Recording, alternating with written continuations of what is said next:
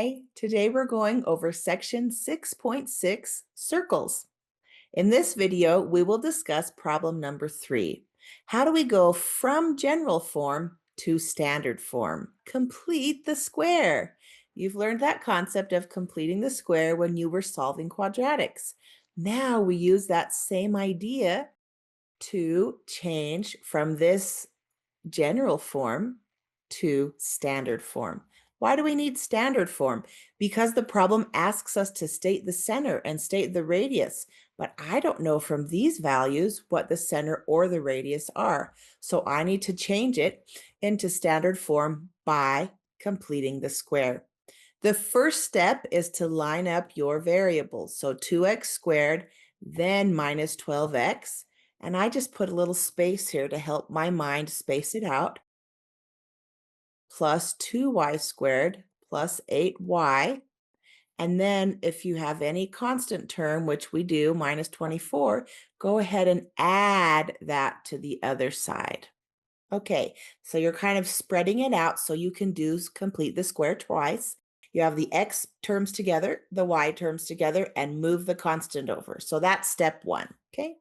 X terms together, y terms together, and move the constant to the other side. Now, do you remember the process for completing the square? Remember, we want the coefficient on x to be 1 if we're going to complete the square. So the next thing that we want to do is divide everything by 2. Notice we have an equal sign. So as long as we're dividing both sides by 2, it's mathematically sound. Let's divide both sides by 2 and clean this up so that the x squared and the y squared have a coefficient of 1. This would leave me with x squared minus 6x plus y squared plus 4y equals, don't forget the 24. Divide by 2 to get 12. Awesome. Now that I've cleaned that up, I can set up my template for completing the square. Completing the square takes this x squared minus 6x format and changes it into a parentheses. So x minus something or x plus something quantity squared format. They're just two formats we used in solving quadratics, and we can use it here when changing a circle from this general form into standard form. So remember your template is x and then the same sign you have here. You take half of b and then you square it. So right here, if I were to square this piece out, I would get x squared minus 6x plus 9. This form has an extra plus 9 that this format doesn't have. And so in the process of completing the square, you take half of b and then you square it and add that to the other side, because this says x squared minus 6x plus 9. But this one doesn't say plus 9. In order to add 9 to the left, I've also got to add it to the right. And then I keep going with my y's. The y template would be something quantity squared, and I'm going to use the plus sign. I just keep the same sign. Do the same process. Take half of b, which is 2. Now, this statement says y squared plus 4y plus 4. This statement doesn't have a plus 4, so we need to also add 4 to the other side. So what is that process of completing the square? Remember, you take half of b, and then that piece squared, you add to the other side. So I took half of b, and then I take that number and square it and add it to the other side. That's the process of completing the square. All right, now let's look and see what we have. So on the left, we have x minus 3 quantity squared plus y plus 2 quantity squared equals 12 plus 9 plus 4. So 9 and 4 is 13, and 12 and 13 is 25. Now we have this standard form, and we need to find the center, the radius, the intercepts, and then sketch the graph. Okay, how do I find the center? Well, I have this right here. And now that we went through this process, let me just write this and clear out this space. Okay, now we've taken that general form, completed the square twice, and now we have standard form. Now we can clearly see the center and the radius. So let's state the center. That is 3, -2. Remember the template is minus, so x minus 3, y minus a -2. And I can also state the radius. Don't forget, this is r squared, so my radius would be the square root of 25, which is 5. Great. I've stated my center and my radius. Now I need to find the intercepts. Oh, the intercepts. Anytime you think about intercepts, your big key is 0. Okay, let's just look at a graph. Boom. If I have the y-intercept, that's some kind of y value, and x is 0. If I have the x-intercept, that's some kind of x value, and y is 0. When you state the intercepts, the other value is always 0.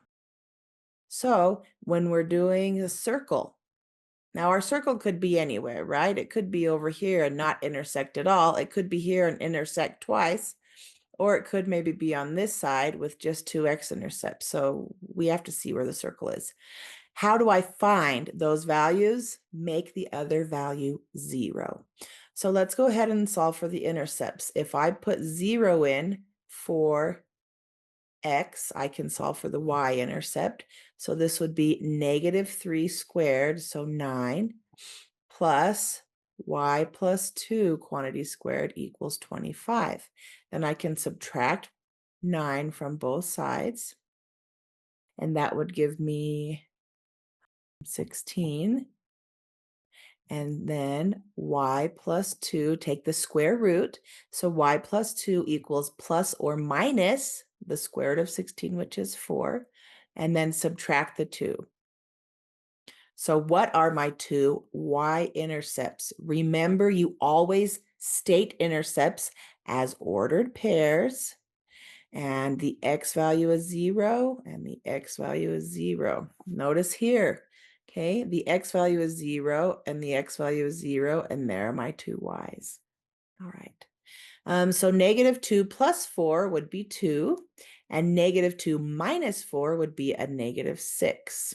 Okay, now let's do the same process to find the x-intercepts. What do you know about setting up the template? Okay, the x will be some value, the y will be 0, the x will be some value, the y will be 0. State intercepts as ordered pairs. All right, let's do the same thing again. Now I want to plug in 0 for y and solve for x. So I have x minus 3 quantity squared plus, this would be 2 squared, which is 4, equals 25. Then x minus 3 quantity squared would equal 25 minus 4, so 21. Then x minus 3 would equal plus or minus square root of 21, and then add 3. So x equals 3 plus or minus root 21. So this would be 3 plus root 21 and 3 minus root 21. All right, let me clear out this space and we can graph. Okay, we just found our x-intercept, so 3 plus root 21, which is approximately 7.58, and 3 minus root 21, which when you punch that in your calculator, that's approximately 1.58. So kind of knowing those decimals will help us when we want to sketch the graph. And let's sketch our graph. So we have the y-axis, the x-axis.